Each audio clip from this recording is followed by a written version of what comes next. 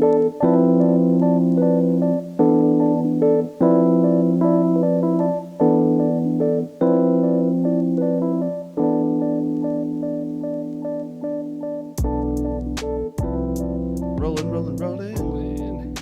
Picking up all right over here. Yep, I think we're good. Yes, sir. Right now. All right. All right. I need to move this computer so I can see what this awesome movie you brought over to play while we're recording. Yeah, the stargazing bit right here. Yeah. It like spaces out. We're watching Punch Drunk Love right now in the background, and we're at a point where it kind of spaces out for a. I asked Wendy last night if she wanted to watch it because we got some movies on like a theme list that we're trying to watch this month, and it was between this and Doom Generation. Oh, brother, those both. I haven't like seen Doom choices. Generation. I've seen that once, and I sincerely needed a rewatch. And I sincerely need to hear your and Wendy's take on that. I think of all my thoughts on it. Well, she's seen it. I bought her the Criterion collection. That totally fucked up, and someone other. What's that director's name? Greg Akari. Yeah, he's done one of the 90s. Yeah, he's like big time 90s. Right? He did that, Nowhere, and Mysterious Skin. I'd say that Nowhere and Mysterious Skin are his two biggest hits I've seen. I love Mysterious Skin. I know those are both some of my favorite films of all time. Mysterious Skin's the one I grew up on. That's just a really dark and disturbing kind of portrayal, but also like very down to earth, and you just really get close up on the characters. Definitely, I think probably my favorite Joseph Gordon-Levitt character to date. Oh, he's in it? He's done a lot of great stuff. Yeah, this is like kind of his. It's like a really close up raw performance that reminds me a lot actually of Matt Dillon and Drugstore Cowboy. Oh, yeah. Another note I got to segue into that. I watched that this morning, brother. That is a masterpiece of the highest order. That was based off of you having recently seen it too. So, man, that meant a lot. Dude, it was, oh my gosh, it was so good. I mean, it was, so backtracking, the theme that we're kind of going for this month was either depressing January or like, I think it was Japanese films, Japanuary. That's what it was. Yeah. Anyways, she made a list of all possible, like all potential movies we could watch, and I saw Drugstore Cowboy on there, and I was just like looking at all the synopsises, but that one really stuck out to me. I was like, Matt Dillon. I was like, I was like, what was it, 89 or 90? 89. Yeah, which is a groundbreaking year of indie filmmaking. Yeah, and so that's I was like one of the best of the batch. It was getting a lot of great reviews on Letterboxd and stuff, and I was like, all right, let's go with this one. And wow, what a fun ride, man! Seriously, it was great. It's fun. It's fun, and it's like extraordinarily fun. Yeah, it's like refreshing. It's heavy as far as like the drug stuff goes, and like their addictions and everything. Like Matt Dillon is like crazy in it, but like there's like a whimsical like factor throughout the whole thing. There it's really kind of is. just like there's like a loose hangout like spirit in the whole movie, and it was just a fun ride. Like I really loved the movie. I was like blown away by how much I really enjoyed it. Yeah, that's a perfect way of putting it. It is kind of like on this balance of like fun and intense. Yeah, kind of. And I think that it really hit a perfect line of that. And I think Matt Dillon has always stood out to me as I think one of my favorite actors. At this point, that's his best thing I've ever seen him do. Absolutely, I agree. He's inviting, a uniquely inviting kind of actor who he feels like he's got a fun hangout spirit to him, but he also can just get really intense, and you kind of feel sorry for him. You really feel for him whenever I felt really hits sorry him. for him. That third act really kind of took me by surprise because I was like, I didn't expect him to go in that direction, and I thought it was like a con or something like that, like that he was trying to do. But you really see like how much his character changes and like explains his reasoning of change and like see this whole thing through his perspective. And I was feeling for him at the end, but like it's still very inviting. The whole thing was very just like, there was that's like endearment to it. I don't know. Like it was kind of endearing. I don't know. Yeah, that's a perfect way of putting it, endearing. And that's Gus Van Sant's directing. I think that makes it so inviting. I think he's got a holy trinity of films between this, My Own Private Idaho, and Good Will Hunting. I haven't seen Good Will Hunting either. Great movie. And I think that one kind of concludes, like, I think they all are like, there's like some dark subject matter in there, but he has a very whimsical way of perceiving things. He's a great Northwestern kind of artist of like the early, very 90s. He's very 90s, or even though he made that Drugstore Cowboy 89, it's a very 90s oriented movement he's on to. Yeah. Like where he's out to kind of show like a lot of pain in characters, a lot of like there's just like a loneliness about it, but then there's also just like a raw sympathy that these films convey about that. I think Matt Dillon just feels really extraordinarily sympathetic in this whole journey, and as well as River Phoenix and My Own Private Idaho, as well as Keanu Reeves. It's like one of the greatest duos. Like it's like a lonely road trip movie practically, very original, kind of whimsical one in a lot of ways, and it's kind of a lot of like experimental kind of shots that just really resonate timelessly. And then Good Will Hunting is just very like it's kind of like a whimsical and sad movie at the same time kind of thing. With that's Matt Damon. Yeah, he works with a lot of Robin Williams. Yeah, and Robin Williams too. It's like the chemistry in that is just very alive. Is like Damon's just kind of like a misguided genius practically, and it's like he needs a Robin Williams figure to kind of gear him to the right directions in every sense of the word. So that's three masterpieces all by the same director, Gus Van Sant. So I never heard of Drugstore Cowboy before, and it just. I was like, how did I not know this existed? Like again, like Matt Dillon's always one of those actors where it's like, I don't think about him, but when he pops up, I really enjoy. I'm like, oh yeah, and most of the time he's very serious. Like he's very much more either on the intense side or like kind of like intent or like serious dramatic side or something like that. I've never kind of got to see him like quite like this. And like I feel as leading as I've ever seen him before. I feel like I always see him kind of as a supporting. I'm the same. Yeah, he seems like that because he's been stuff like a lot of comedies. Like There's Something About Mary. It's like he's kind of more of a comedy kind of actor. And then in this case, and then it made me reflect big time on another movie from the '80s called Rumblefish. Francis Ford Coppola directed this, and Matt Dillon was the lead in that. That's why because Matt Dillon was the lead in that as well. And I think it just made me realize it's like wow, I think he's a particularly inviting leading character because like you said, he's moody and serious, but somehow there's something in him that's always saying, hey man, I'm kind of all right too. Like I kind of love what I do so much that you just I get a lot of passion out of that guy. Yeah. Something really passionate. Was he in Tape? Am I thinking of a different actor? I know Ethan Hawke was in Ethan Hawke was in it. No, he was not in Tape, but there's another actor. I always forget his name. He looks a lot like him, though. Yeah, for some reason I was him like... and Uma Thurman. There's... I know he's been in some other lead movies I'm sure that I've seen, but I just I can't really think of a lot of Matt Dillon films right now. Yeah, I was kind of the same. Yeah, I had Rumblefish. Let me pull up that list. Drugstore Cowboy, though, was definitely a surprise. I'm excited to watch that one again. I'm the same. That was a great movie. That really sat with me well. It wasn't like... It was like... It played on heavy factors, but it just wasn't too heavy or anything like that. It was... I really love like how because he was kind of just so like locked in with his own crazy thoughts and stuff, and it was like, dude, like take it easy. But like, I love like those actual like it looked like he's tripping and the cowboy hat is kind of like across the screen and stuff like that, and it's just like, man, he's really just like on his own spiritual journey too. It's so fascinating to watch. His character was really fascinating to me. It's extremely that third act totally surprised me. Yeah, it really is surprising. I mean, it's like it kind of got the episodic structure where you just kind of get elements of his kind of chemistry with the other actresses. You got like Kelly Lynch and then Heather Graham, who was like a Girl in Boogie Nights. So you get a bunch of different characters. And then another Matt Dillon movie I recently I saw this a while ago, but A House That Jack Built. Have you ever seen it? No, I've never seen that. That was like a horror movie he did back in like the late 2010s. Another one, and I don't ever think about it. But now it's like, well, I don't know. His mood, it kind of hits all at once whenever the mood hits for his movies, and that's another one. It's like him in a dramatic shade. It's like he's really insane in that movie. There was also that movie Crash, that one Best Picture in the mid 2000s. I haven't seen that. That's what I'm thinking of. Yeah, he was in that also. Yeah, that's a good movie. That was a good one. Yeah, I think I like that one a little more with age too. The rewatches don't really get better for me though. Like it's not as rewatchable. It's kind of riffing a lot on like the Magnolia formula. Although I feel like it's like there's a pretty movie there, but yeah, somehow it's a one-time watch. I think I saw it back at the time, and somehow I think I need to go back to it. Yeah, it kind of got its power across in a one-time viewing. Like I remember watching it for the first time, and it did hit me. Like I was like, oh yeah, that was a really good movie.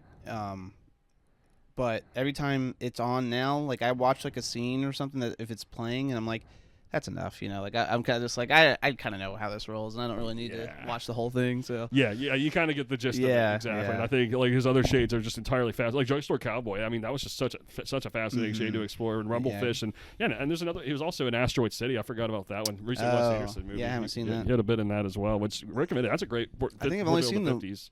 No, I've seen two Wes Anderson films, I believe. One was Fantastic. No.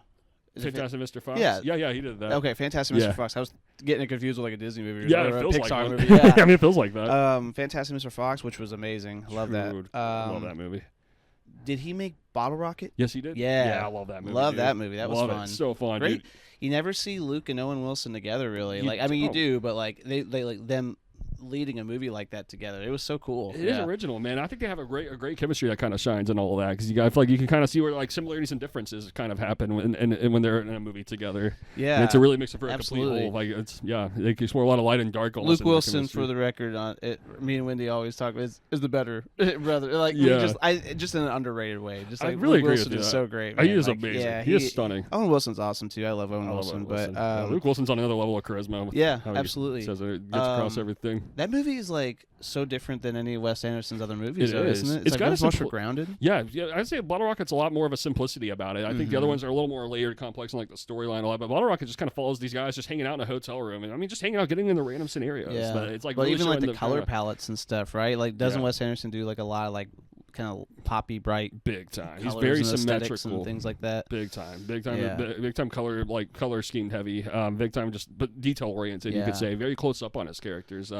In a way that just it feels like uniquely whimsical the way he perceives everything around him. He's a very important, I think, voice of the creative world in the 21st century. Like, it feels like it's big time. His filmography kind of resonates on this mood of just kind of getting close and kind of almost having fun with it, even when it gets dark and warped in a lot of ways. Like, there's just this way that Wes Anderson has no limits. And I think my favorite movie he's done still Royal Tenenbaums. He did that in 2001, and that's amazing portrayal. Just a lot of characters. It reminds me a lot of that Paul Thomas Anderson way, but maybe a little bit more of like maybe like Boogie Nights way, where it's maybe even more whimsical in a way. Where it's just I don't know, it's just really inviting how it's told. It's very just you got about 20 great characters. And Owen Wilson and Luke Wilson are both in that for one. It's some of their best chemistry again, because like Owen's more chirpy and Luke's a little bit more of a downbeat type. The way that they get along, they kind of have the chemistry and all that, and the way they go their own ways in it all too. It's all a mesmerizing arc, and it's very powerful. Now there's something very powerful about the whole movie, I'd say too. Yeah, it just feels like it's a really intense, like, kind of story of family. Gene Hackman's kind of got his best moment there too. I know me, you, and John, and Lucas, on the Strange Ones pod, Wes Anderson has come up quite a bit, and he's a big like voice. I'm pretty sure everyone's seen more Wes Anderson movies than I have, but he's a director I really want to get into his filmography and just check out. It's an exciting one to dive into. Yeah, that's like one that's like good to have ahead of you. I think a lot of that will just I think resonate with like time memory. It's like he hits you on like memories and like time capsules in a lot of ways. So like right place, right time for his movies is very appropriate. I think so. That's I'm really excited to hear about your journey with though. And another few movies I've seen recently rewatched a movie called 1408. So excited to talk about this. That. Brother, this drove me nuts. Well, dude, that's crazy. What you caught me by surprise when you said that, because I've only seen it one time, which was when it kind of around the time it came out. Yeah, probably when it came out on DVD. I saw like 3 times, and that was it. Pretty much all around 2007 range. I remember thinking it was okay. Like, I thought it was like all right, but the last time I've seen anything about it was, I think it was around Halloween, and it was on Pluto, and I tuned in for like a good 30 minutes or something like that, and I was like, this is really fun. Like, I want to I want to watch this whole thing. It is. I was really liking it. Like, it's just I want to hear your thoughts about it, because I just never thought I never thought to hear you say like 1408. It's really random, and I'll tell you what I think where a lot of it's rooted in. I think it's because again I think I saw it in theaters for the first time around 2007. This was like right when I first discovered like Kubrick's The Shining, and I think I first just like wow, I found an aesthetic that felt very similar in a modern sense, and I felt like it found its own way of kind of getting across a lot of that atmosphere. Then on rewatches, I just really found its own life, and again it's like a Stephen King adaptation as well, and I think I just found its own life. Honestly, I think I would just go back and rewatch it over and over again, and then I hadn't seen it again since. So I think it had a lot of mystique value to return to it after so long and realize how resonating John Cusack is and all of this. Cusack, like, man. Because he's like a writer. He's just kind of like he's kind of like the guy who like kind of has a lot of stream of conscious kind of. He kind of is a little rambly. He gets like it can get aimless and he gets insecure. He gets like faces a lot of horrors and demons practically along the way. And I think just the way it was all presented, it was just particularly a fantastic study of isolation and just someone going crazy in a room, basically, like kind of rotting themselves insane in a room. And I thought it just hit in a really perfect way. And I think having worked in hotels too, I think a lot of that started really hitting me a lot. So I honestly, the weight of like a lot of the memories started sparking me a lot after watching that movie. And maybe having that maybe made that a real personal favorite for me in a lot of ways. And that's not a movie I'll say will be a masterpiece for everyone. I know it's not like maybe technically a perfect movie, but I think for me it was just extraordinarily fun, like you say, and also genuinely made me feel anxious through a lot of it. I think it really hit a lot of notes that were anxiety inducing. Yeah, because he's also kind of like arrogant and shit. He is arrogant. He is kind of and Samuel Jackson's the guy, right? He was so good in this. And he's like, I'm telling you, you don't want to do it. Like, he's basically just like, dude, quit your shit if you can. And but he is so arrogant about himself. Like, he goes in there and he still is like kind of, you just like you said, it's a slow burn of like him descending into madness, and it's just like you kind of feel for him after a while. You're like, dude, that's I just really cared about intense. It a lot. Yeah, I was like, wow, I actually feel bad. Yeah, I feel bad for him. I feel real sympathy for him. I felt the movie did a great job I think I stopped on like the halfway point, so I forgot how it ends and things like that. So you can tell me how it ends. You want me to? Oh man, basically just it's just kind of like he's just part of the hotel, and he just kind of ends up being like reincarnated by it in a certain kind of way. He's like, because there's a scene at the beginning where he's at the beach, and he's basically just right back in the same place over again. And it's just kind of implying that it's just kind of living with him forever in a sense. Yeah. Like everything about that madness, and he's going to be permanently haunted and possessed by this. Right. I think that just had a real personal note. I was like, wow, that's intriguing to have something that can just kind of haunt you forever in a way. And it's like maybe there's something inside the person that almost likes that anxiety in a lot of ways. It's like, well, I sincerely like that. Yeah, keeps me straight, keeps him straight. Yeah, exactly. So it's like it's almost like this feeling of like, wow, it seems unappealing, but then you can also understand why he wouldn't want to look away from it in a lot of ways. Yeah. I loved it. I absolutely loved every frame of it. It was really atmospheric. Yeah, that's fun. Really I'm haunting. gonna have to and really fun. Watch it all again. But yeah, that's a cool. That's fun that you brought it up. Yeah, I just love the idea of hotel possession. And again, I think it's like how it's a lot like how The Shining. I mean, it actually hits a lot of those notes, but in its own original, has a totally fresh new wave kind of way of getting to those. John Cusack's another actor. I just don't really think about it, but when I do, I'm like, oh yeah, I like him. Yeah, I I really love him. Yeah, he's a great yeah. one. Yeah, he's awesome. He was very big in like the 2000s, and yeah, like you said, when you see him, like. Yeah, it doesn't always stand out, but I don't know. But him as a leading role, it's like I think sometimes those actors are often supporting actors, so it's like they're often kind of meant to be in the background. But then when they get the leading role, it's like, well, they actually really got it there. Some directors just really bring it out, and I didn't really know much about this director. I can't remember his name. This is like a one-hit wonder. I'm sure. So he didn't really do anything else I cared about. So, but this just strangely really stood out as a great movie. Cool. I really recommend it. Right on for its entertainment value and its atmosphere. Yeah, absolutely. Then let's see. As far as in the movie called Go, I rewatched that for the first time in a long time, bro. It was amazing. I think it's by director Doug Lemon, who did Edge of Tomorrow. He's done a few other like just kind of random variety of things, but Go is just particularly fun. It's very episodic and just kind of presents like 3 or 4 stories that revolve around just a drug deal gone mad, basically a heist kind of scenario. A lot of it just like I know there's one segment in Las Vegas, and there's one scenario that's just like kind of just out. It's like nighttime city, kind of like there's like a grocery store. One of your favorite aesthetics. It's one of my favorite aesthetics. It is, dude. That's amazing aesthetic. Nighttime, just like stargazing, just characters in chaotic scenarios. And this movie feels extremely chaotic, is what a lot of it gets across. It's so good. When you came in the other day and showed me the cover of that, it's like it unlocked a memory. I'm like, oh, I do remember seeing like this cover, but like I never once thought or heard of this movie ever like since. It's like a subconscious kind of movie. I feel like it's not talked about a lot. Yeah, really. I've never heard of it. And I'm just with you. I remember it's like a very extremely unique, distinctive to the late '90s kind of aesthetic it has to it. Like I remember seeing this poster a lot, like when I was like first getting into the movies in like 2001 range, and I remember like movies like this just I don't know, it really like got across like I would say a Quentin Tarantino influence feels like, and it really breathes its own kind of life. It feels like it's standalone entirely, but it gets across like anxious energy of just like chaotic scenarios, like like something could go bad at any moment kind of thing. Everyone's always on the run, it never feels too safe like for a second. Yeah, it's amazing at conveying a rush in that sense, and it's a fun movie all around. Is there anyone notable as far as cast? Yeah, I was about to bring that up. So Sarah Polley was a main actress in that, and she was very distinctive to the '90s. Katie Holmes is in it. Okay.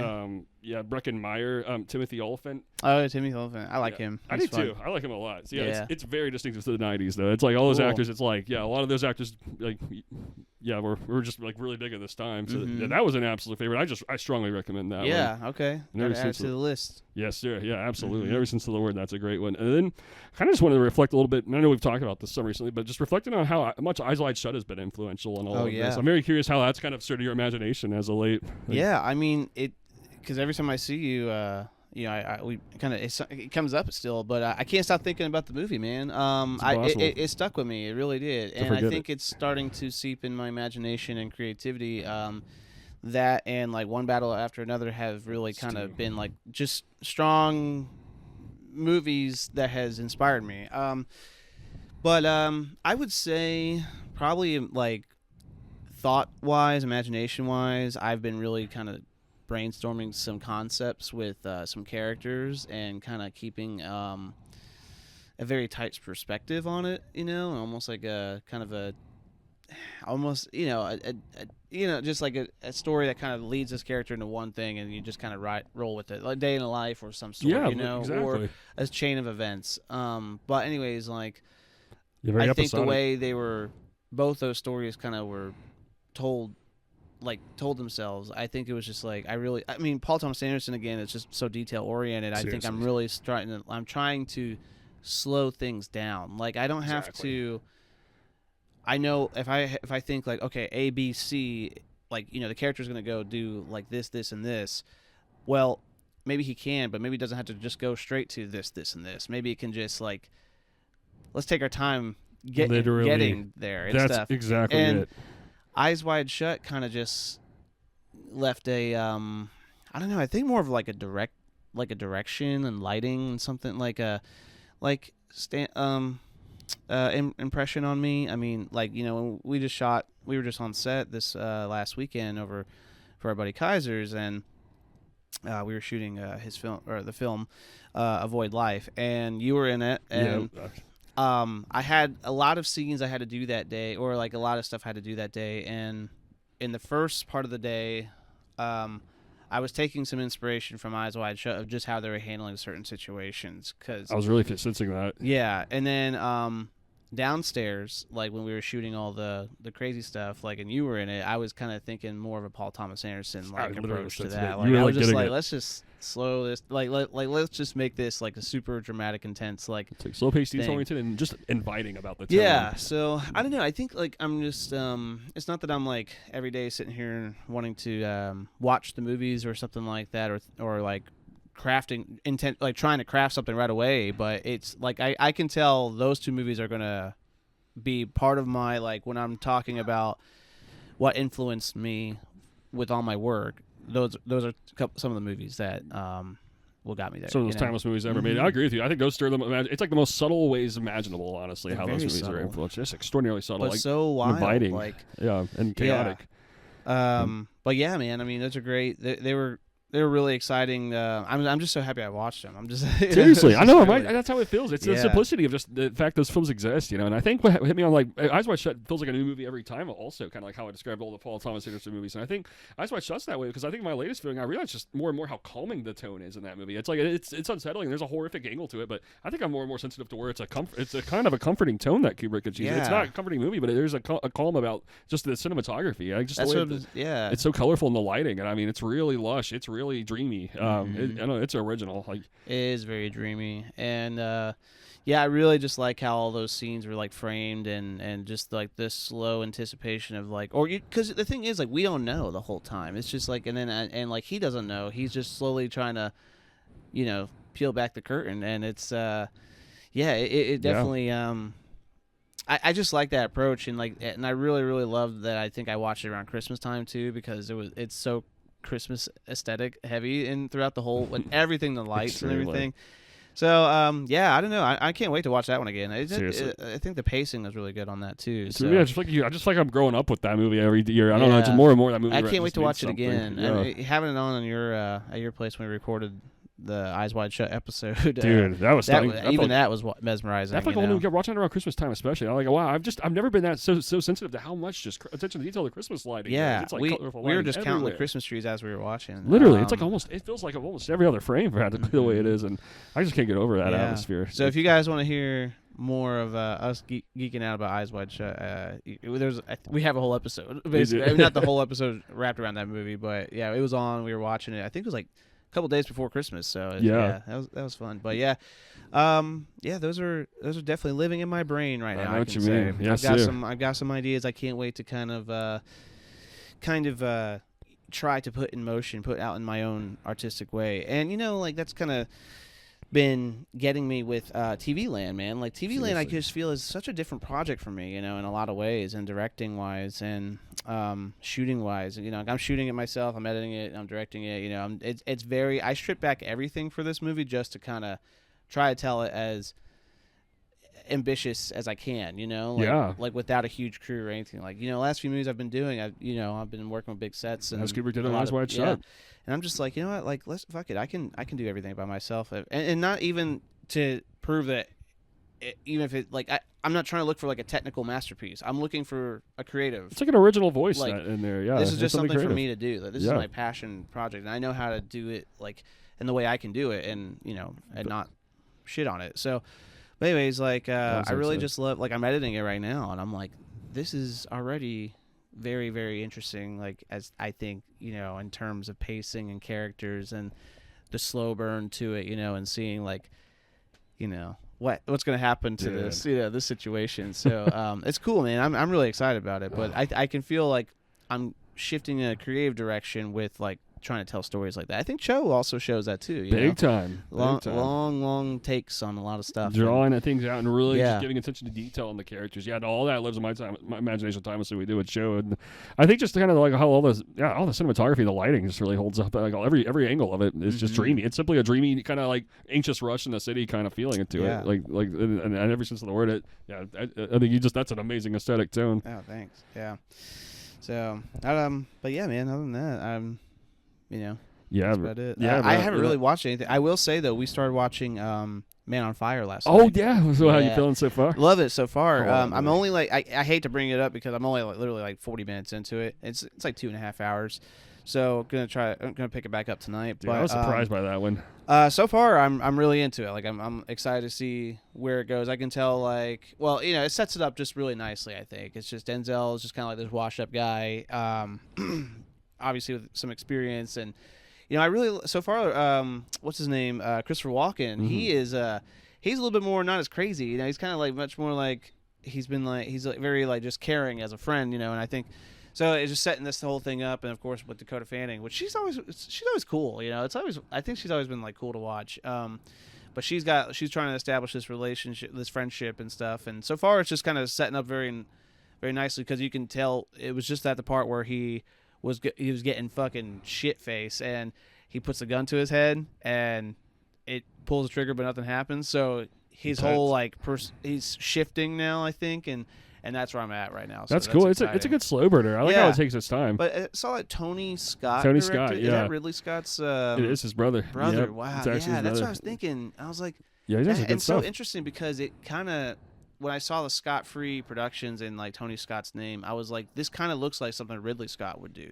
Like how like the direction, like I don't know. I think he kind of Ridley Scott kind of does like great ways of like kind of ambitious.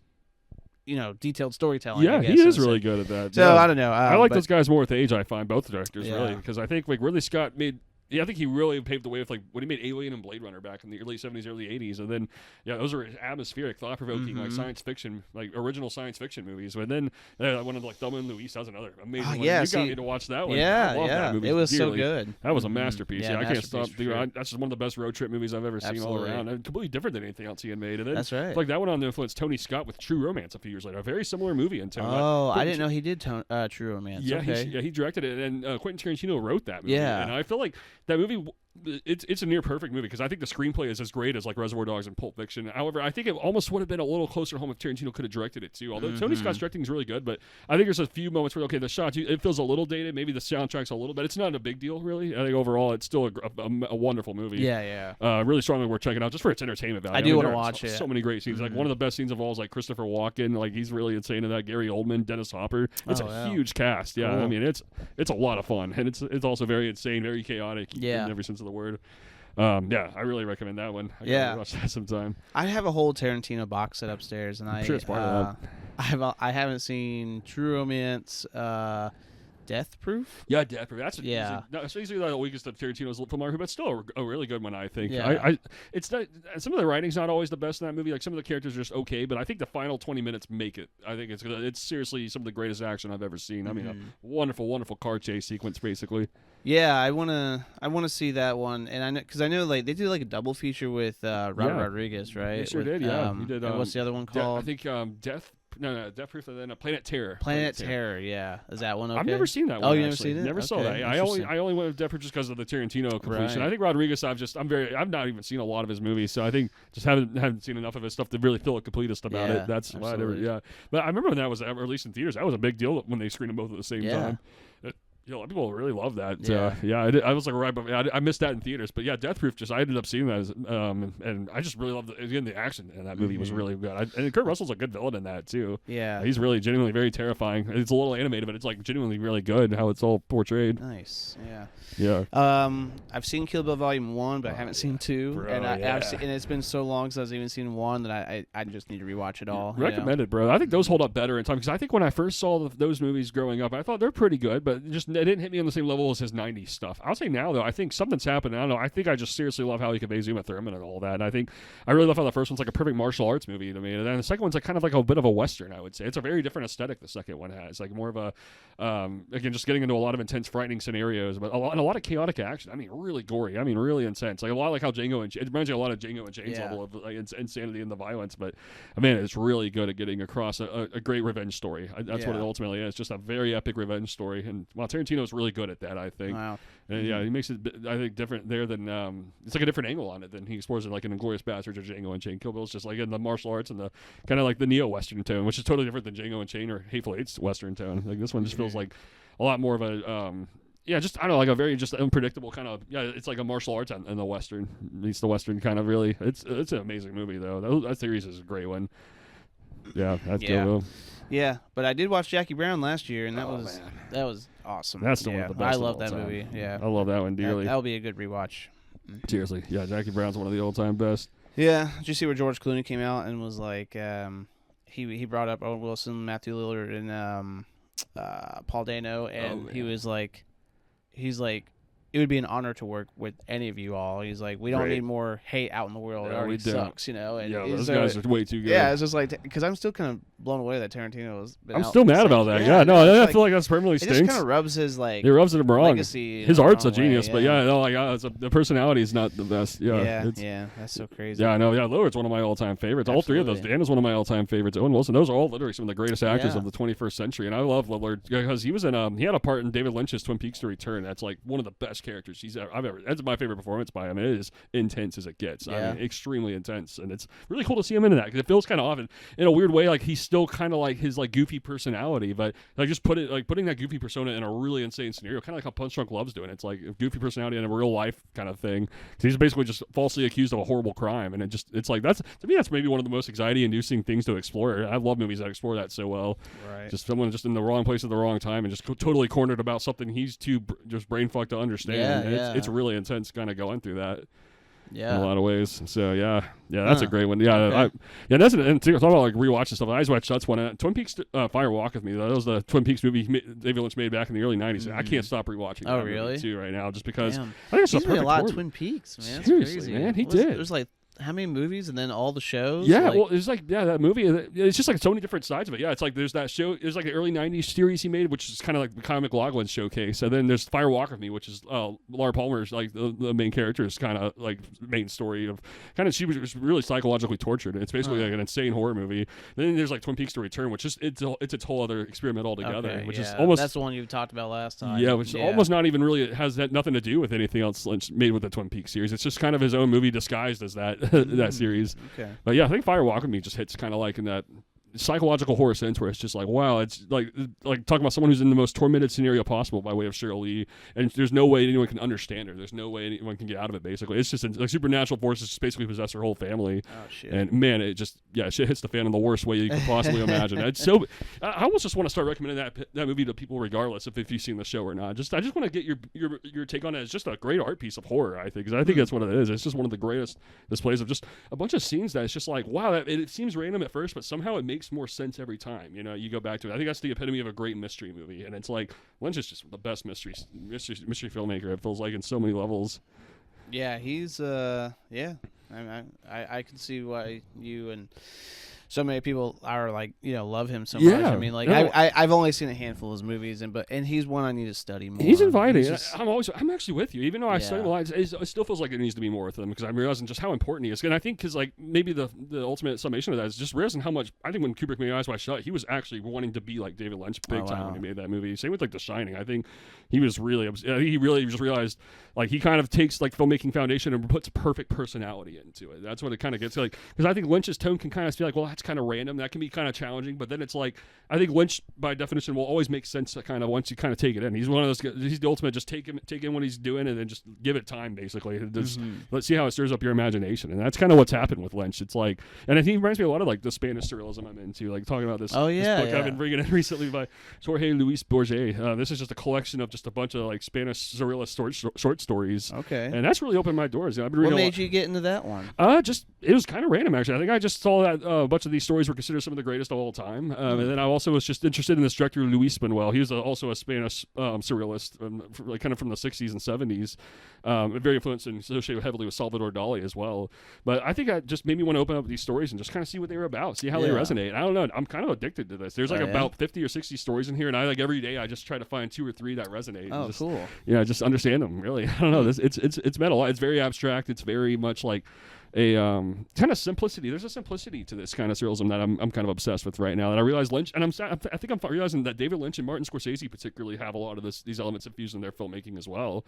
I know Lynch was just studying a lot of the Spanish surrealists, and then Scorsese was working with a Spanish cinematographer. I'm learning in his most recent, pretty much Wolf of Wall Street onwards. And I think I've been taking all that in, and somehow like, wow, that makes sense. It's always kind of maybe met something on a very subconscious note, and I think I just realized in a lot of ways that how groundbreaking that kind of tone is, just where it feels like something dangerous is lurking around every corner, something very unpredictable, but it's like very detail oriented, very very concerned with conveying on the characters and just a humanism to the whole story, and make it inviting as can be. It feels like the tone is just inviting to simplicity in a lot of ways by knowing complexity and just reducing it. Yeah.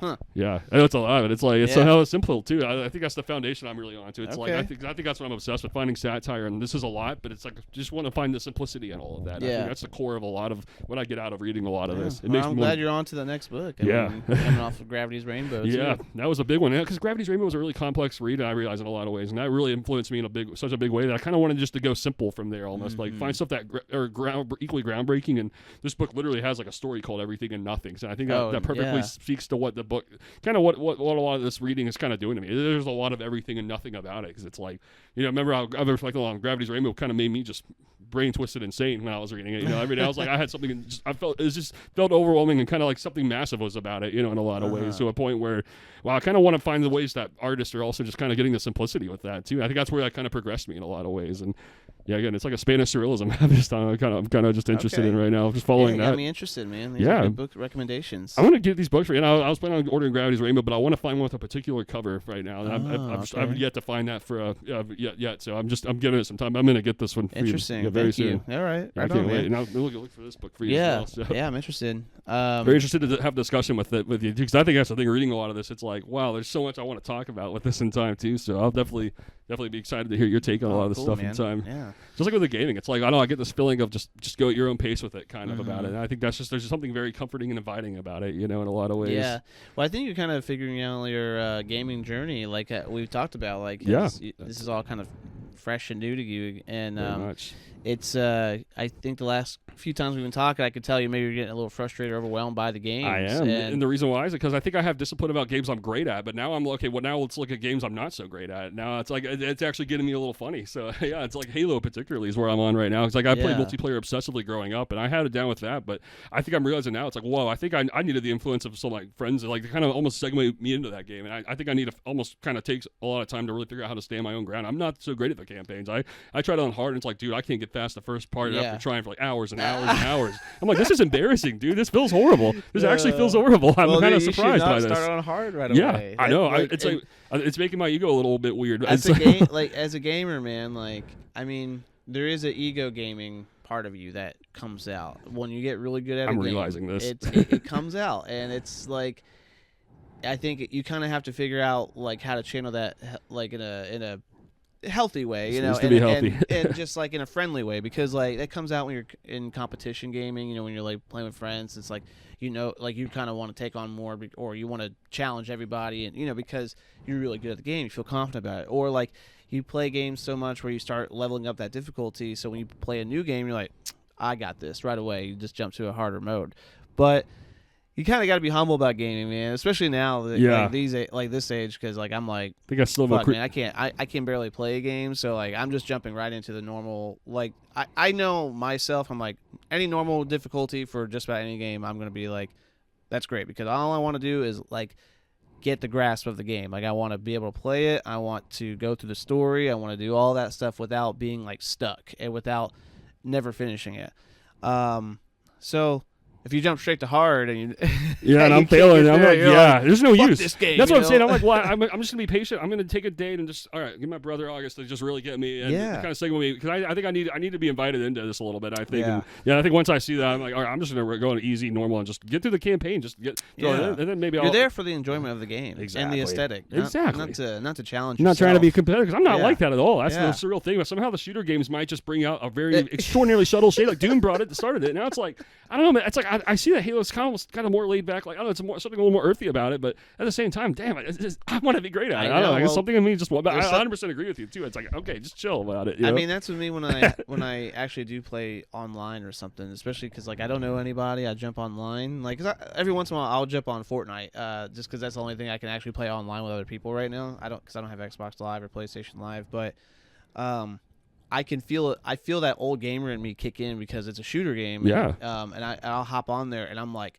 I'm locked in. I'm like, I want to fuck everyone up. I'm like, I want to win. And I won first place out of like the 10 battle royale matches I've done. I've probably gotten like 15, 17, like 32 or something like that in the last 3 I played.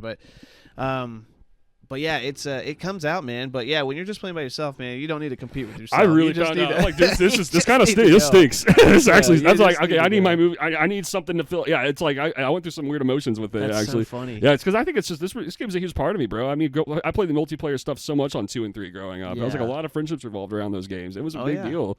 And yeah, I think just campaign. It's like, wow. I think it was the push of my friends that were like getting me into it. I was like, I don't think I figured out how to stand on my own the best with this game. Is what I'm now realizing. So I don't think I just had that DNA at level up. I don't have the DNA level in the campaign modes, and I'm just opening the door to it. You could say now I gotta approach that.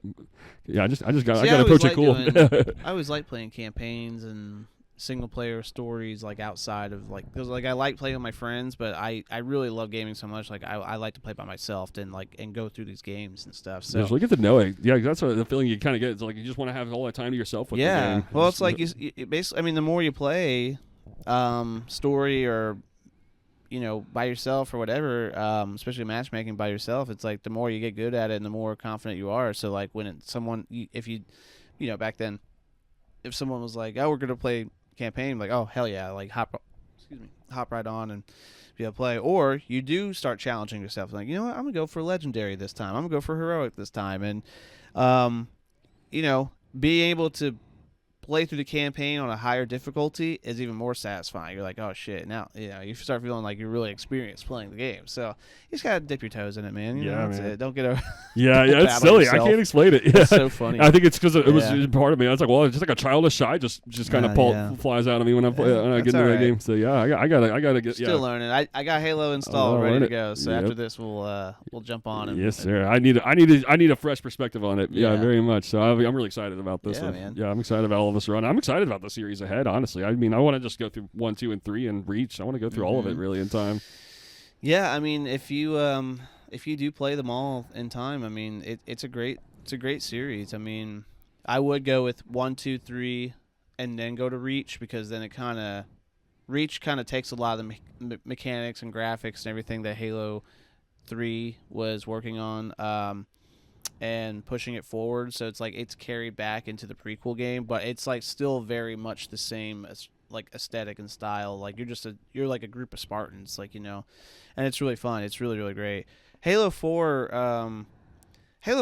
really, you can start seeing the split of change of the direction, and that's because Bungie sold off, or basically sold the game to 343 Studios, or they made their own separate studio or something like that. And 343, a lot of people hated the change, but the good thing about that Halo 4 era was a lot of people from Bungie went to 343, and it just kind of it feels like a continuation, just in a new path, and I liked Halo 4. It was really good. I really loved the multiplayer. I played online for a long time. The story's pretty good, and the mechanics of the whole game is very fun. But then Halo 5 I just fell personally shit to bed. I didn't like Halo 5. Yeah. It's not that it's a bad game. Like the multiplayer is great on it. And they did a great job with the whole thing overall, but I'm just like, okay, you lost me. And now Halo 6, I don't know anything about. I know that came out like, I think it's at least 5 years now. I've never played it. I don't know how really it holds up to gamers who've played the series now, so I don't know. But yeah, man, it's a great it's a great series in general, though. It's a great series in general. It really is. So I'd be excited to hear your take, because the narrative is really great too. You know, I'm excited to take. I guess it just feels so cinematic the way the story. It is. And Master Chief is such a cool character. I'm so intrigued by him, and he's so mysterious. It's like, who are you? It's very mysterious. The whole series feels very mysterious. Yeah, it's almost overwhelming. It's a lot. Yeah, man. it's a lot. I'm really excited. About I will it. say, replaying the campaigns, like, it's still hard to keep up with actually what the whole story of what's going on, because there's so much shit goes on. Like, there's there's space, and then there's Earth, and then there's like the Covenant, and there's the war with the Covenant, but at the same time, like, there's this like zombie eating like other being called the Flood that's out there, and then you get like all these other fucking, I can't remember their names now, like these big like monkey looking guys, the brutes, and then the prophets, and then there's like even something else that happened. I mean, it's like, it's so much that it's hard to keep up with like the politics of the game and like the narrative of the game, because it really is so in depth and detailed about it. But when you start watching, or when you start playing, you start getting it more. But it's very solid. It's very fun. It's very cinematic. I mean, those, like, some of the ending missions of the campaign, like the last mission, is just like, it's edge of your seat gaming. It's just like, oh my god, like suspense value. Yeah, bro, it's insane. I'm so intrigued. Yeah. That's making me excited. Maybe we can make it a thing where we can just slowly play through the campaigns and stuff. That's like what that. I'm feeling. Yeah. That's really what I'm feeling. Yeah, I just want to kind of I just need to get invited into this, because it's a lot. That's a lot. That sounds so cool, dude. Mm-hmm. That's really cool. But yeah, man. What else has been new? I don't know. Yeah. A lot of stuff, man. Let's see what else. As far as stuff I've seen, and I've just been watching a lot of stuff. Just been in rotation, and it's just been fluctuating with weather a lot out. So I spend sometimes going out in the mountains hiking. Sometimes I just like to go and be a homebody. That's my favorite thing to do generally. Be a homebody. Yeah. Yeah, keeping it pretty simple, man, in my rotation, honestly. Yeah, I don't know if there's too much around it. I haven't gotten to watch too much. We just watched a show she was wanting to show me, called His and Hers. It's got John Berthnall in it. Berthnall? Is that how you say it? I always get his last name wrong. Yeah, I know. But it's like a 6-episode Netflix show. I think it's adapted from a book. But basically kind of like this murder happens, and it's like this husband and wife who are separated, and she's disappeared for like a year. They're kind of entangled all around it, and it's like everyone looks like a suspect in a sense, But it was solid. It's it's one of those like quick Netflix series shows, whatnot. But I do appreciate watching TV like that, though, because it's like because sometimes it's just hard to watch a movie, especially for me at the end of my day. And right now, like I said earlier, watching Man on Fire. I started it last night. Hopefully finish it tonight, but if I don't finish it tonight, I'll probably go a third night trying to finish it, So TV is always nice, where it's like if you really find a show that you like, that you can just kind of jump right into, and every night you can watch like an hour worth of a show, and get a whole narrative. Yeah, so, exactly. Like Welcome to Derry was the last show we just watched. That's right. It was so good. That sounds extremely interesting. It was so good. One of the best shows I've ever seen. Like out of all the shows I've ever watched, like it's one of the best, I'd say. So. Yeah, I'm very intrigued by that one. Yeah, I want to see that. Yeah, I love that new It movie, that first one. So I'm sure the show's like a lot of those spades also. Yeah, I mean, it's the same director from the new It movies, and it's all connected. Like it connects right to the movies and stuff. It's great. That's awesome. But yeah, the show's another one to open up. Yeah, I realized, wow, there's so many shows I still need to see, man. It's insane, actually. I think where I need to go next is follow-ups to Breaking Bad, Better Call Saul, and I know there was something else that I think that's going dead recently I need to see, too. I don't know what that is. Really, I need to watch Better Call Saul. I really need to see that. Yeah. The last rewatch I had of Breaking Bad was amazing. Seriously. It's so amazing. That's one of the best shows ever made. And then I mentioned Sons of Anarchy to you. That's right. I do recommend that one. Extremely interested. That's one I'm really intrigued by. That's in my subconscious big time.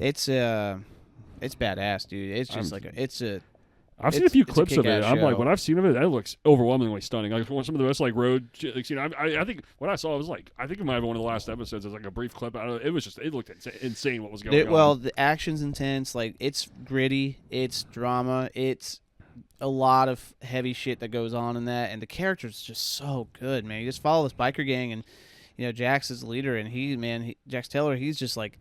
he is so like you just love his energy, you love his persona and who he is and trying to be and stuff like that. And he has a legacy that he's trying to keep for his club, but at the same time, like, he's conflicted in a lot of ways. So it's so the storytelling is so good, man. I mean, it really is a great show. There's a couple maybe weaker moments throughout the series, a couple times, but other than that, like, overall the whole show is very good. That's what's up. I'm very intrigued by that one. Yeah. Trying to think of some other shows. I know I watched Dexter. I've mentioned that one before. Dexter kind of falls off by the end of it, but it's still, like, I think a fun show to watch. I still recommend watching it. I really want to see that. Yeah, because that was also kind of a similar kind of story to Breaking Bad, from what I remember, isn't it? Like, where it's like the guy living a double life, kind of. I don't really know much more. Yeah, basically he's a serial killer, but he works at, like, the Metro, like, or not the Metro, Miami, like, police department, and he's like a blood splatter analysis. So basically, though, he's a serial killer, but he kills bad people. He kills, like, the people who are actually doing horrendous shit out in Miami and stuff. So, but he has his own, like, way of doing things. So his own code. And James Remar, I believe, is his dad, who plays, like, the ghost figure that and all the memories and stuff. And basically, he just has this whole, like, code of how to kill people so he doesn't get caught. And it works. He has his whole double life, that works for him and who he is, because he has to, like, feed the beast, essentially.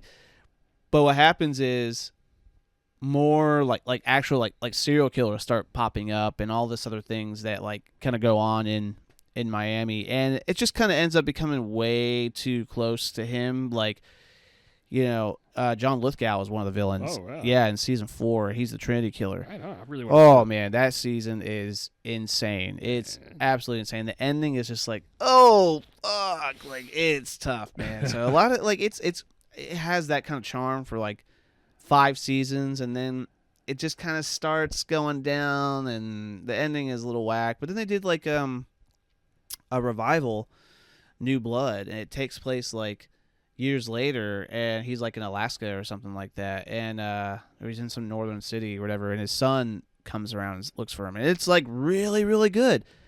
But then they butchered the ending. But they did another revival just recently, and it's like, and I haven't seen any of this, but apparently it's very good, and it picks up right at the end of this last one. So it's just still a continuation, same characters, same story, and everything. Like, it's just they're bringing it back more and more and more. I think, like, Michael C. Hall is one of those actors. Is it Michael C. Hall? Yeah, I believe that's his name. Yeah. He's one of those actors that he doesn't pop up in a lot of movies. He has kind of a very limited, like, a small range of filmography, but I always like that guy. Right on. Seen the movie called Gamer with Gerard Butler. Have you seen that movie? I've never seen that, no. It's all right. I've seen it a few times, and I have to watch it now to see if it holds up. Kind of would remind me of something like something like The Walking Tall, like, era, where it's like, it's one of those action kind of movies that there's it's not like a groundbreaking movie, but it's kind of fun to watch, And Gerard Butler is, like, this guy who's I think his wife is, like, something to do with his wife is, like, stuck in, like, this gaming, like, simulation. Michael C. Hall runs, like, this, like, new technology that, like, basically puts gamers into, like, this new world or something like that. And it's anyways, it's, like, kind of like a whole chase, and Michael C. Hall is kind of, like, stringing it all together, and but I remember the action being pretty fun. Gerard Butler was pretty good in that too. Right on. What's that called again? Gamer. Yeah. Write that on my list. I've never heard of that. 2009 or something like that. Sounds very interesting. Yeah, I had to watch it again. 2009. Brian Taylor directed it. Yeah, I don't know anything about this. Yeah, it's all right. Oh, cool. I actually got it on my watch list. I like watching, like, random movies like that. I did too, man. No, it's fun going back. It's just like I was saying, like 1408. It's just like random movies that just seem random, but it's like I just strangely got an appeal to that. I'm just strangely attached. There's a lot of movies of the 2000s. Recently reflecting, like, stuff like War of the Worlds and all that. But it's kind of going back on the shows now. I honestly kind of want to geek out on Breaking Bad some now that we're on that topic. I feel like what's your favorite season of the show? Oh man, I would say probably, like, season 3 or 4, like, where it just starts really, like. It's why Gus Fring is a huge part of it. When does Gus come in? 3? I think it was right at the beginning of 3. Yeah, right up to the end I'd of 4. say, like, I don't know. I mean, I'd have to, like, really kind of study or remember all the episodes and stuff. But I'd say 3 or 4 was probably one of the best, because it's just like that's when everything is so much in motion where it can't be stopped now, and Gus is just so, like. He's a dominating villain. He is, and like the whole with his brother Hank starting to catch on to him and stuff. Like, it's so intense. The family dynamics are way off, like, and Aaron Paul's going through it, dude. And it's so like, I mean, it's kind of cringe in a sense where Walter White has become like, in like a powerful force as well. He's absolutely insane. He's a monster. He's just a relentless guy. And you're like, ooh, man. I mean, that line of "I am the danger." It's like, fuck, that monologue is intense. That monologue's intense. Man. For season 4, yeah. Yeah, so it probably has to be. It's probably around 4, which is my favorite. I think that's the best because it's like a giant chess match between just like Walt and Gus practically, and I mean the way all the character dynamics are, like you said, the family, the character, it's extremely intense. Every episode feels intense, and the way all that concludes in that last episode is just wow, that's insane. I've always loved like the 5th season for just how dramatic it is. I mean, it's just the drama is very, very heightened by everything is like such high stakes at that point, and it's like because even Saul Goodman, he's kind of like, okay, abort, eject, like he's trying to everyone's trying to cover their tracks and get to the next point, like to get out of this essentially, and it's like, that ending is it's a wild, I mean, a great conclusion of the show. I mean, really is. But that whole last season is very dramatic. Very much so. Yeah, I think the drama is just there. I just feel like the suspense value of just going episode to episode. It's just I've never felt so much suspense in a show, man. That was original. How heightened the dramatic is. That was the tragedy of just that whole episode when they're out in the desert, and just like it's just like everything just goes to shit in like one episode. And it's like when someone else described it, this isn't just one tornado. This is like 20 tornadoes happening. Like this is an extremely intense kind of disaster. Yeah, like just unfolding as if the whole show's been building up to a big disaster. And it's like to see the pieces fall. It's just It really is. It's sad. It's sad. It's sad to watch too. Extraordinarily so. Yeah, he kind of. I mean, Walter White at this point, I don't know if you can really forgive him for everything at all. But like, it's one of those things where you kind of just you feel bad for him. Yeah. And you feel bad for everyone that's been a part of it. It's right in that line of like, I feel sorry, and I'm like, well, you're actually a monster. Yeah, it's like, well, you can't really be too sorry. You can't be too sorry. You're fucking terrible. But, at the beginning of this, if you remember like how he was, it's just like, wow, it's like, you've drastically this went way off course than it was supposed to go. Exactly. And what happens is on rewatches, it's like, even if it's like initially sometimes it can be challenging because it's like sometimes it's satisfying to see him have the upper hand in the earlier parts where it's like, okay, you can see he's walked over a lot, but then it's like, well, the walked over shade was more likable and charismatic. And there were some moments he could have got out. I think. I think there were some moments where there's opportunities where they could have found a way to get out of the, where it didn't have to lead up to that ending. Exactly. So. Yeah, there were a lot of ways out. Exactly. Yeah, like some other characters. Yeah, it's just like it's not the big things that reveal the tragedy. It's the small things that happen. It's like it's the smallest thing how Hank discovered and added everything up with who Walt is. It was so subtle. I mean, in season 5 that. Yeah, it was insane to see that set of emotion. Yeah. So that's I'll have to rewatch. I'll start rewatching it again at some point. I'm going through that. It's a fantastic show. Seriously, in every sense of the word, one of the most cinematic I've ever seen. Yeah, it's perfect. Have you watched Twilight Zone? I've seen some episodes. I really want to get more. Man, I'll tell you, I've been watching a Twilight Zone at night before I go to bed. I kind of leave it on, like I put a sleep timer on my TV to fall asleep to, and I put Twilight Zone on to kind of just like get me to feel sleepy. Yeah, because it's very, very dreamy. I mean, the black and white, extremely style and that vintage just sound and everything. And then I'm watching these stories, and some of them are really kind of like, I feel like ahead of its time in a sense. I mean, it's just interesting to see like this kind of storytelling in a show format like that, and to be consistent. Like it's not everything's a banger, but like it's such an interesting show where it's like, wow, I really, this is like a very strange, bizarre show, It's like, and anthology, it's so cool. I love that stuff. But I've been watching some of that at night, and it's one of those things where it's like I wouldn't mind picking up like the box set of everything and kind of either having it on the background or watching at some point, throughout the whole thing. Agreed. I fully agreed, honestly. Yeah, those episodes were fantastic that I've seen. And everything about the show's aesthetic really holds up. They pick on a lot of like question morality. They do. They question a lot of morality and like how people like think and interact, stuff like that. Like I watched one like a couple nights ago where basically it's like these guys, these men are like, they steal a bunch of gold from a train, and they I think I kind of got late into the episode, but from what I understand, they stole a bunch of gold from this train, and they're like hiding out, or they're trying to run away from, or avoid being caught. And they're in this cave that like this guy leads them to this place, and basically he's just like, okay, we're gonna hide the gold here, and I have this chamber that we're all gonna get into, and it'll put us asleep for 100 years, and then in 100 years we'll wake up as rich men. And everyone's like, or this one guy's like, no, dude, like basically this guy's like, this is crazy, you know, we won't even know what's gonna happen in 100 years, or like, you know, I don't trust this, or da da da. And they all basically force him to do it. So this whole idea that they're gonna like skip all this time and wake up 100 years and they're gonna be rich and they're avoid getting caught and all these things, it's like this luxury idea.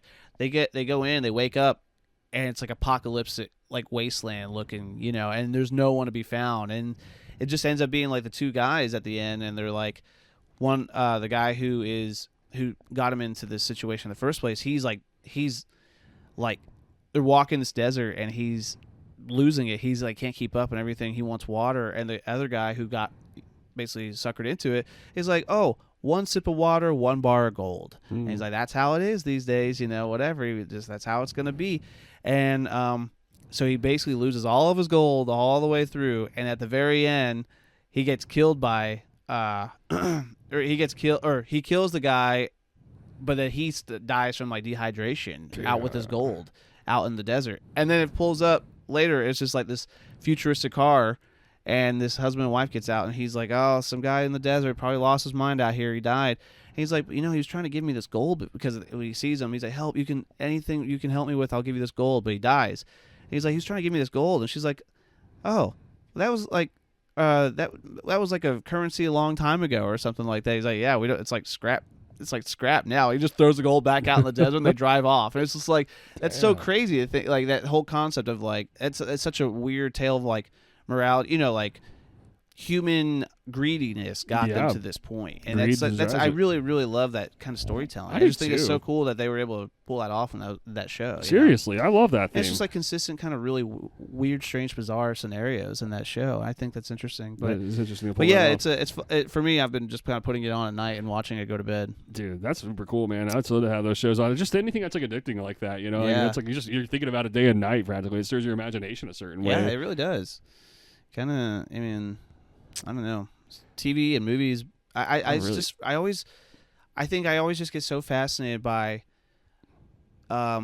cinema and television, like back from the 40s, you know, or the 40s, 50s, and 60s, essentially, just like when all that stuff was starting to come out, you know. And I think I really would love to take more time to study a lot more older work, you know. Right there with you, man. Twilight Zone would be a great one to get into. I think I'm going to really open that door. Which one? Twilight Zone's one I'm kind of thinking about also. Yeah. Just another one. Yeah, did you see the movie? I did. That's another one I was going to point out. Yeah, I wanted to bring up the movie. I really like the movie. Movie's good. Movie's really good. There's like 4 episodes in that, and I know they were all like lifted from like classic episodes, so that's super cool. Yeah, those are really good. Yeah.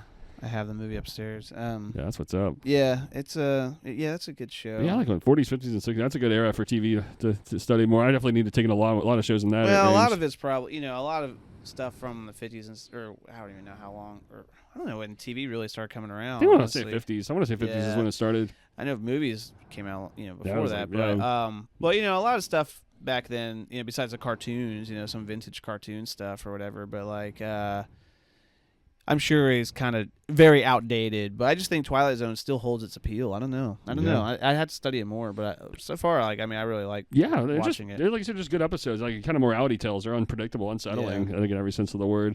I think my favorite episode I remember is the one with the airplane. Like, it's like an iconic one. That creature, that's so iconic. That's a great one. I'm trying to think of which one John Lithgow's in. Is it in the show? Yeah, I know he was in the movie. I think it was the first episode. Oh, it's William Shatner in the show. That's what it is. Yep, that's it.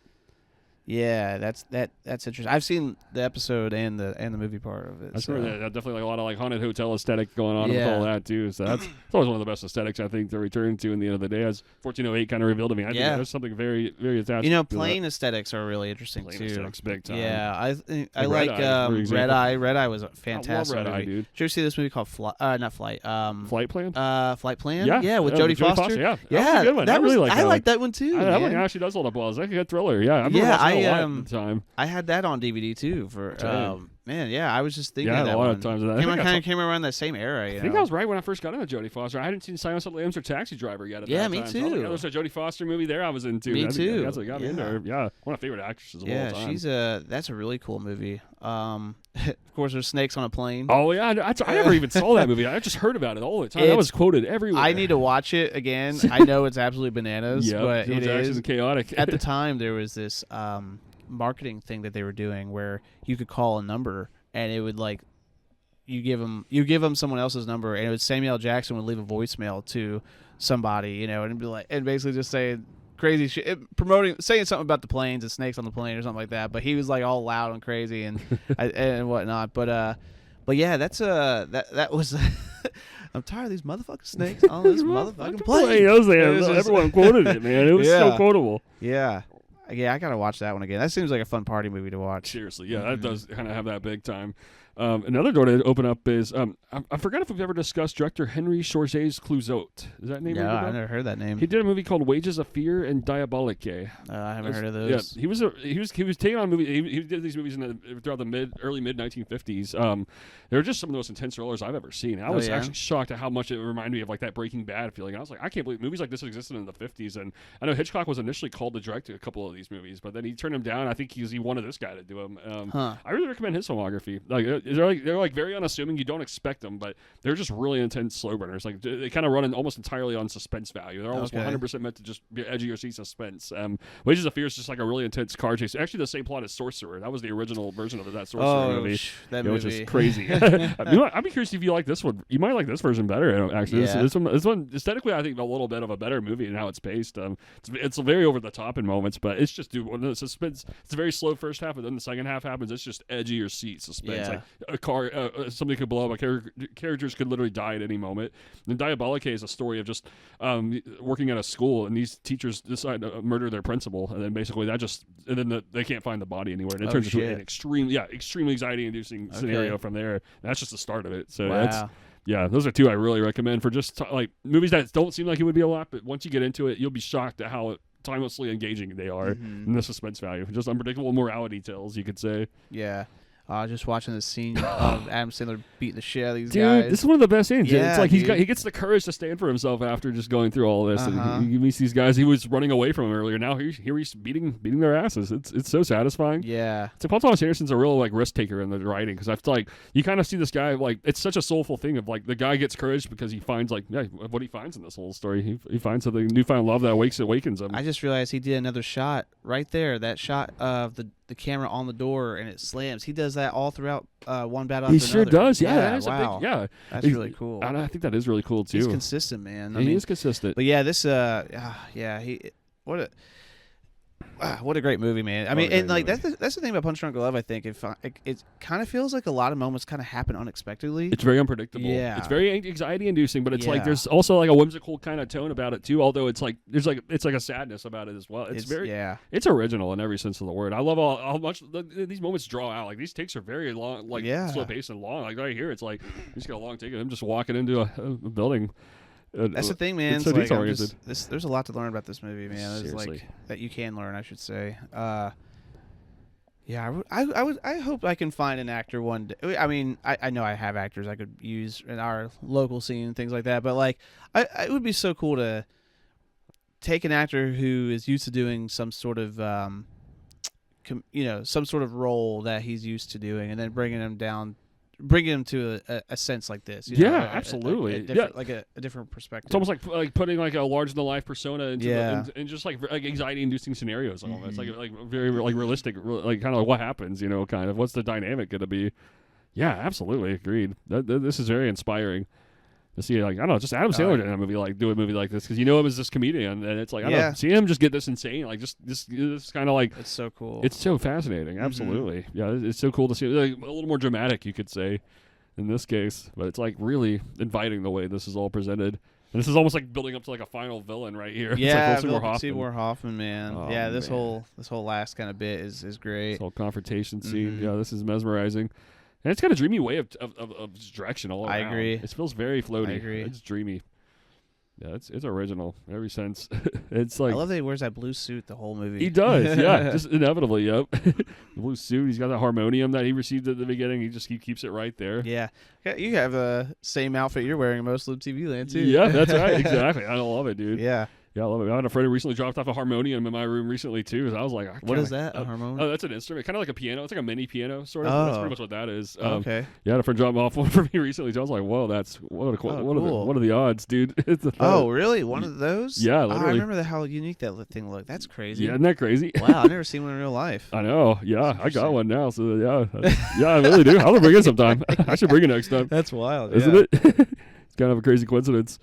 Oh man, yeah, it's just a great character all around. It's like the kind of like, I know I've spent a lot of time like a few years ago just like really taking in the screenplay. I'm like, dude, I'm surprised. It's always shocking because this is like a short movie. It's only 90-something minutes, but the screenplay is as lengthy as all of his epics. Oh, really? It's actually a lot. Yeah, there's a lot of mechanics to this. Yeah, I can't remember where I just saw or heard it, but there was something about they made movies a lot of, or sometimes scripts would be for. Even big movies, scripts will only be like 20, 30 pages long, just to like, but the director or whoever like would just make these movies because they let the characters and the scenes kind of play out themselves, in a sense. Yeah. This is like a one side of you that writes the story. Then there's another side of you that's like, you almost just have to be there with the actors right in the moment to really flesh out what you're actually wanting, which is true. What happens. There's an improvisational angle about it. That's what happens to so many of these movies and directors we love. It's like a lot of this stuff is improvising in the moment. There's a unique spark to being in the moment to filming as opposed to just daydreaming about it. There really is an original. It really is different when you're there. Yeah. It's inevitable. You don't know what it's. I mean, we've done that a lot on set ourselves, man. I mean, absolutely. I really love like kind of what we saw it with just like Lucas and you on the set. Corey, he brought out a lot. Him and Marcia. I love just letting some actors kind of get together and they know what they're trying to accomplish, but they let the characters kind of speak and do a lot of different things. And then it gives me, I'm like, oh, let's roll with that. I like that. Let's take it from there. Let's do it like this. Yeah, exactly. Really is able to. Really able to elevate the whole idea of what you're even trying to go for, Yeah, like that's a lot of it's that dynamic with the actors. It's like, because like you say, like I think there's always a certain quality that an actor is going to bring to the role, and it's usually going to be different than how you wrote it or initially perceived it. But generally, it's going to be a little bit better to contributing to maybe because it's like I think as a director, you're going more for the thematics, the angle of the story. You're going more for the atmosphere, and then it's like you kind of want a personality. At that point, it's like I'm not 100% mindful of exactly what's said, but just the way that the character gets it across. Like he might think of all these new detailed beats for his background. It's like go ahead, like that's actually a great detail. Yeah. It's like even if I didn't think of it, improvisational quality is a huge part of it. Absolutely. It's like they kind of have this saying that like a lot of the stuff all the stuff we do, it's like a lot of it's kind of building up to a moment of showtime in a lot of ways. So a lot of that just consistent. Just man, just trust which actors you work with. Like they're gonna bring it in their own kind of way. It's like a lot of it's the trust and all that. Yeah. I've learned that quite a bit over the years, man. Just I've learned a lot from actors, just in their own sense of how they do things, and I kind of study their process and how they get into scenes, and I think a lot of it's just communication and trust. It's just a lot of it's just like letting them know right away that this is a collaboration and this is like a experience that we're gonna go through together and like having fun and roll with the punches and all those things and following the baselines. But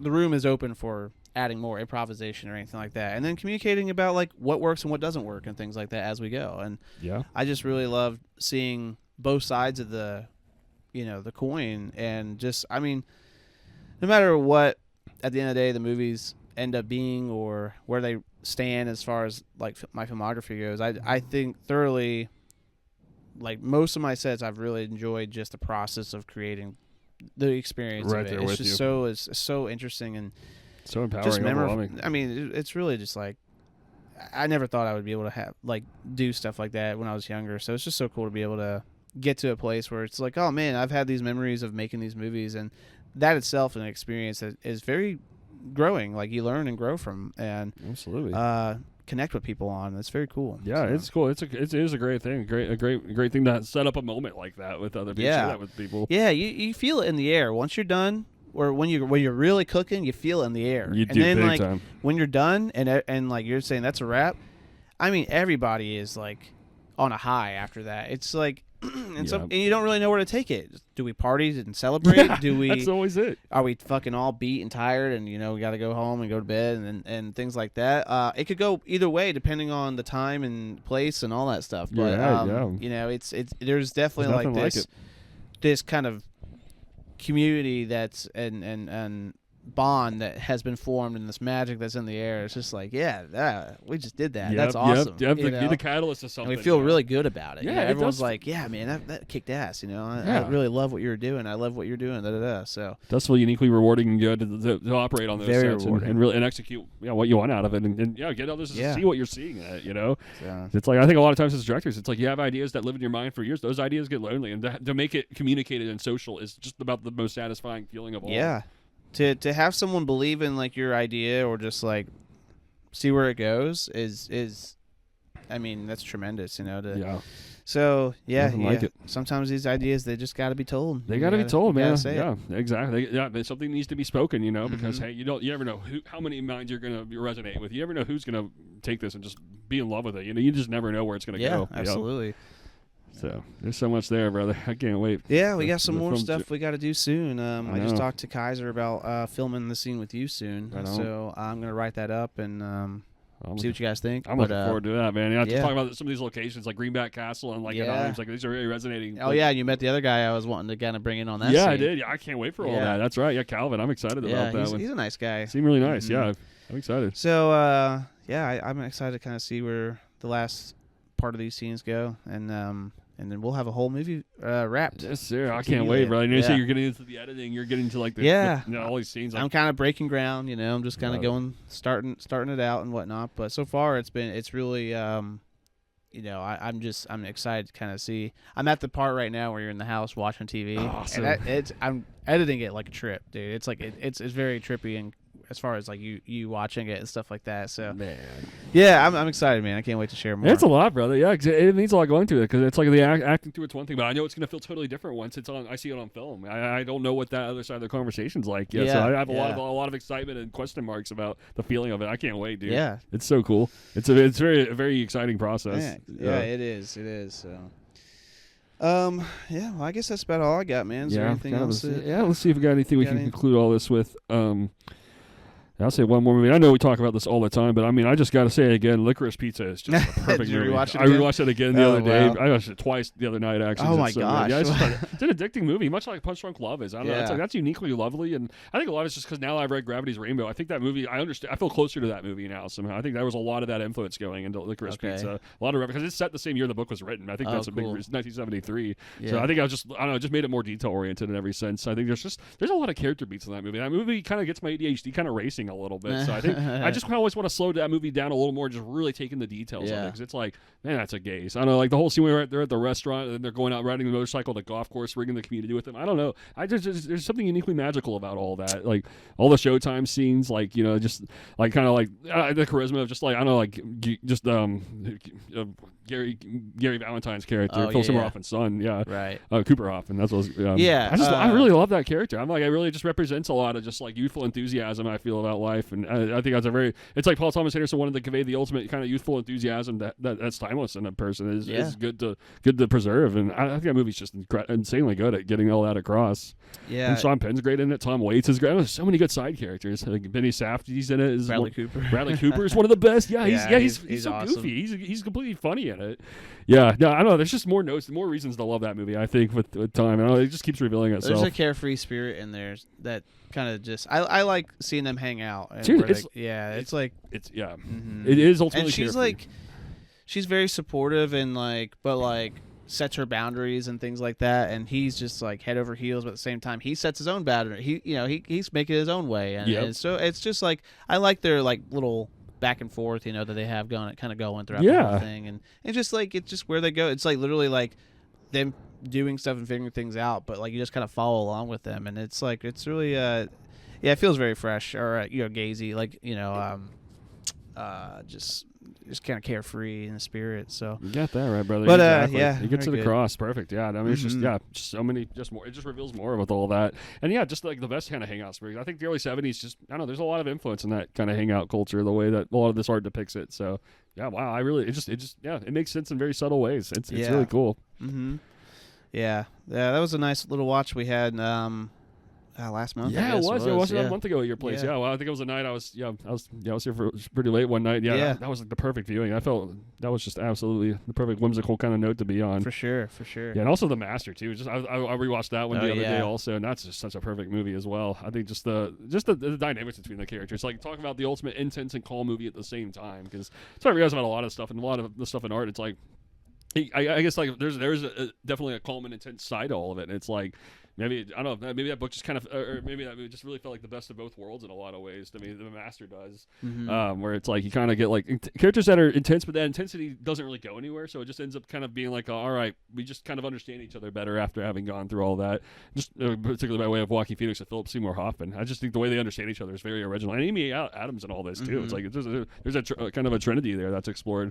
It's like a holy trinity, and it's quite perfect how it gets it across. Like what people are actually looking for, because it's like what they were like kind of under this like weird like cult basically, and then they just get like kind of take all that out and it's just something more simple than that. It's like they just kind of wanted to be accepted and understood by each other in a very subconscious kind of sense. And that movie just kind of gets across, I think, the truest essence of like a brotherlyhood in a lot of ways. I think by all that it really gets like there. That, you can feel their bond and their pain that they go through when they see each other kind of getting torn away or something like that. Exactly. That final scene. Where like he's like singing a song. He's like like Phoenix is like free spirited. Hoffman's kind of meant to be the leader of this cult. But he doesn't even fully believe in it. You can kind of tell he's kind of full of shit about it. But he also just he kind of gets him where he needs to be in the status and everything. It's just the dynamic of difference is quite perfect. I think. Oh yeah, definitely. Yeah, Phoenix is like it's always gonna be aimless in times, but hey, it's like now it's like I don't know, he's been met enough in a very very fresh way that kind of sets him up well for life, and it's very honest. I mean, how it gets all that across. Yeah. Very true to life, I think, for